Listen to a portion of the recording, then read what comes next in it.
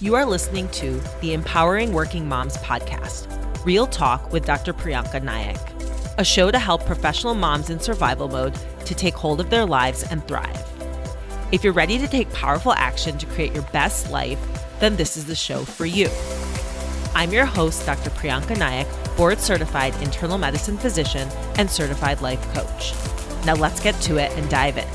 You are listening to the Empowering Working Moms podcast, episode number 89. Well, hello there. Welcome to the Empowering Working Moms podcast. I am so glad to have you here listening with me today. I want to talk about something that is like a pretty hot topic, I think, amongst working moms, which is nutrition and healthy eating habits if you want to lose weight or maintain your weight. And it just gets harder as we get older. So a lot of people think that by dieting and following strict diets, that's the best way to lose weight. But if that were true, then everyone who's on a diet would be losing weight. And we just know that's not the case. Sometimes you can watch what you eat and, you feel like the scale isn't moving. So a lot of mistakes that people make with dieting is that they have an all or nothing attitude. They maybe follow something really strict and then they throw their hands up in the air about the diet. They treat it as super black and white or good or bad, certain foods, or being really rigid, which I think can be really overwhelming and exasperate the issue. And then oftentimes a lot of people, I think, don't take into account liquids or even alcohol is high in calories, including a glass of wine with dinner, let's say. And so these are some of the mistakes that people make when they're trying to lose weight or maintain their weight. And really the solution to this is learning to cultivate and embody a way of life that is sustainable and doable. The majority of the time, you don't have to be perfect by any means, but just something that you can practice about 75% of the time. And with that, you can most certainly maintain your weight. And I say this as somebody who I was an overweight child, and I was probably overweight by about 30 pounds in middle school. And I yo-yo dieted as a teenager, and my weight really fluctuated probably until I hit medical school. And then I really started learning more about nutrition and my body and how to eat properly, and was able to live that way more than just following diets and restricting for a short period of time. And I would say I've maintained relatively the same weight for about maybe 20 years now. So I want to share with you everything that I've learned, and with my medical background and my own personal experience, I'm going to teach you today about how to really maintain your weight or even lose weight without totally feeling restricted and in a more manageable, sustainable way. So I'm going to talk about 3 of my favorite ways of eating. And I'll be honest with you that I play around with all 3 of these, and I don't necessarily do one all the time.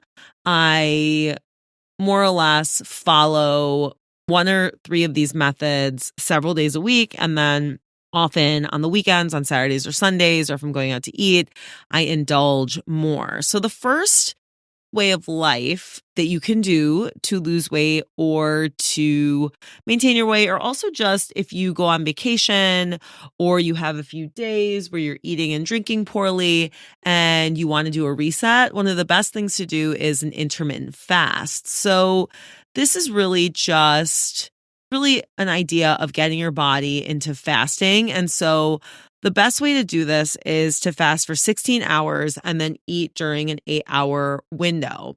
So you can do this for, let's say, 5 days, and then for a couple days, you don't necessarily have to follow this. So you can also start slow and really just do this for 12 hours to start. So let's say you stop eating at 8 p.m. and then you go to bed at 10, you wake up at 6 a.m. For the first 2 hours, you can fast. And I will tell you, I actually don't do this 100%. I cheat and I drink coffee. And then once I drink coffee, I feel settled. This isn't a perfect fast by any means. And then I will eat for the hours allocated, like 16 hours, I'll fast and then I'll eat. And there are times when I might have to break the fast earlier, depending on how I'm feeling, and that's totally fine. And I think that's really what I want to bring to your attention today is having flexibility, lacking the rigidity that makes a lot of these diets. It really is a way of life, but making it so that you can give yourself grace. You don't have to be all or nothing.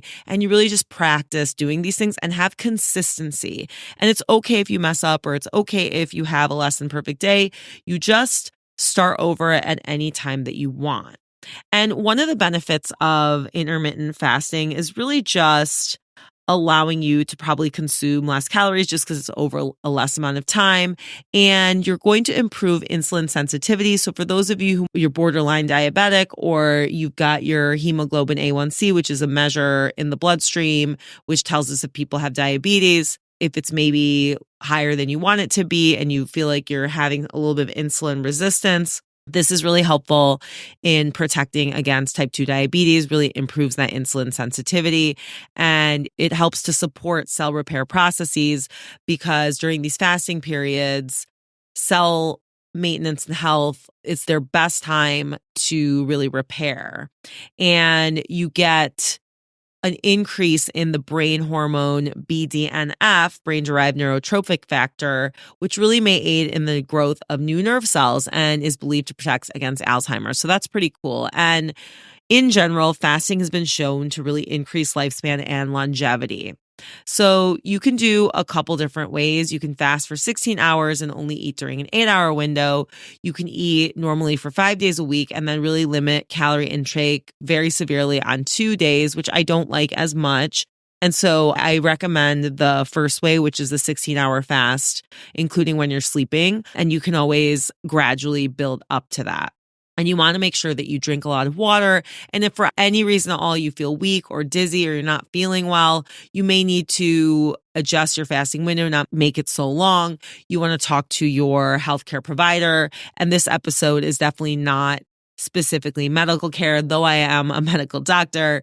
I'm not your doctor, but I am just giving information and tips that you can follow. And of course, the key in all of this is consistency and patience and giving yourself grace if you're not doing it perfectly. Really, you just try this, see it. If you like it, do it, and then you can adjust it as you need. So for me, I don't do intermittent fasting every single day. I especially will do it if I have an indulgent period of time. Like this past weekend was my son's birthday party. I had family in town. We were going out to eat a lot. So this week, I will attempt to do the intermittent fast several days. Or if I come back from vacation, I will do the intermittent fast for several days. But by no means do I do it every single day or religiously. I stagger the different kinds of ways I practice my eating. And it's great because it keeps things fresh, but it also really helps me maintain a good body weight. But I will say as well, exercise is really wonderful and important, and it helps boost your endorphins. And I can definitely do a different episode on exercise stuff, but I used to actually hate exercise. And for the past 5 years, I've consistently exercised. First, it was like 2 to 3 days a week, then 3 to 4 days a week. And now it's usually 5 days a week. But that is helpful more than even in weight loss, just in cardioprotective health, in blood flow to all of your organs, blood flow to your brain, decreasing dementia, increasing longevity, and of course, maintaining a healthy body weight. Now, the second way of life, which I guess I really like to call these a way of life more than diets, the second option is the Mediterranean diet because it's really not super restrictive and it's very practical and easy to follow. It's mainly fruits and vegetables, which you're going to get a lot of antioxidants, fiber, vitamins that you need, whole grains like whole grain bread or couscous, which also gives you fiber and nutrients, and then healthy fats like olive oil or nuts and seeds and avocado, for example, legumes like beans, lentils, chickpeas, and fish and seafood. And in terms of meat, poultry is really preferred over red meat. You can have a little bit of red meat, a little bit of sweets, but really limited. And eggs and cheese and yogurt as well in those. So it's really extensive, and that's why you can do it without really feeling like you're on quote unquote diet. And the benefits of this are really, you've got the heart health because it's really great for reducing risk of heart disease, managing weight. Again, also with diabetic prevention and control, and all of the anti-inflammatory and antioxidants in this food may really help reduce inflammation or even prevent risk of cancer because you've got these lovely antioxidants helping your body. And so this is extremely easy to follow. And really, if you want to do it, I would say do it the majority of the week and learn to practice that and see how it goes for you, because it's very easy to do in like social settings, and it's so simple to follow that it's a great lifestyle to have. And now my third option is probably the most well-known option, which is the low-carb diet. And that's really great for diabetic prevention. It decreases inflammation. It's really good for your skin because carbs are really inflammatory. They can increase acne or even dandruff, like seborrheic dermatitis. And so low carb is a great way to go. It's even helpful in preventing heart disease. So I think the most important thing with knowing low carb stuff is it's not just obvious things like sugars and desserts and chocolate and, let's say, sugary juices,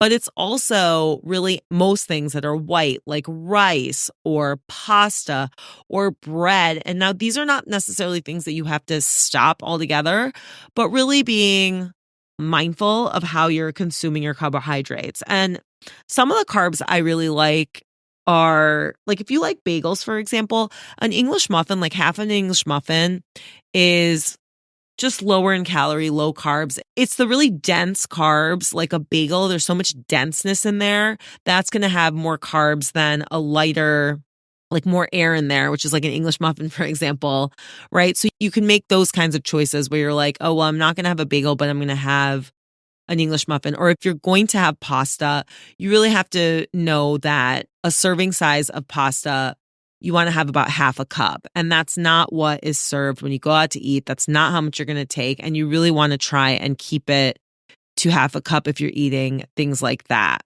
So that's one easy way to really lose weight, is the low carb, high protein, high healthy fats diet / way of life. But it's also not very fun. So I think that the low carb way of life, you can definitely do multiple days and you could stagger it with the other two. That way it's just more doable. So you can kind of play around with what you like in terms of that. And you just want to replace high carb items with lower carb items. You can try, let's say, like cauliflower rice instead of white rice. You can do a little bit of meal prep with veggies and really make sure not to put sugar in your drinks or drink high sugary sodas, and monitor how you're feeling. And everybody feels differently. But really, I think once you get over the first hump of reducing carbohydrates and eating high protein, more veggies, a little bit of cheese, let's say, you're going to feel full and you're going to feel better because carbs are really pro-inflammatory. We often will have like a sugar crash after having sugar.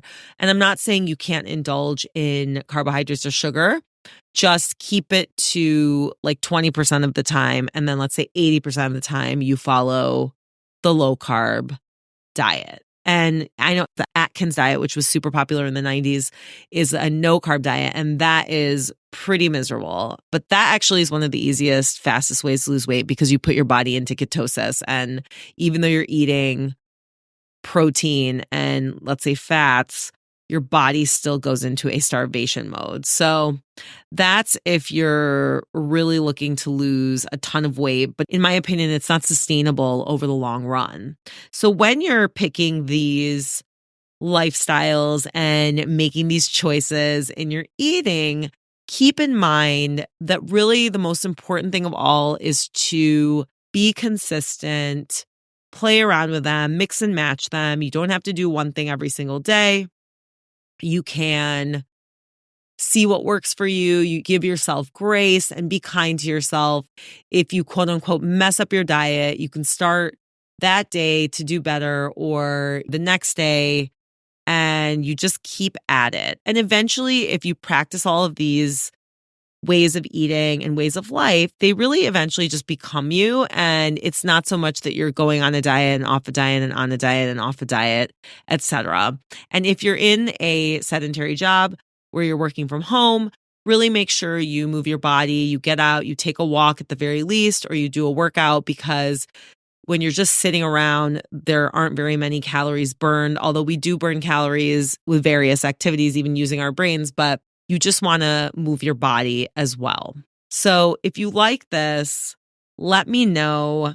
Leave a podcast review. And if you are like many of my clients who are burned out, they've been exhausted, and through working with me, they learn to enjoy their lives and truly find peace of mind, heal themselves from the inside out so that we have a healthier generation of kids, because we've got a healthy generation of parents. Book a call with me, Prianca Naik, mdcoaching.as.me. Thank you so much for tuning in today, and I will talk to you next week. Thank you for listening to this episode of the Empowering Working Moms podcast, Real Talk with Dr. Prianca Naik. If you are ready to get unstuck and out of survival mode to live your best life, I want to invite you to book a free 30-minute consultation call with me. To get started, visit priancanaikmdcoaching.as.me. Link in the show notes.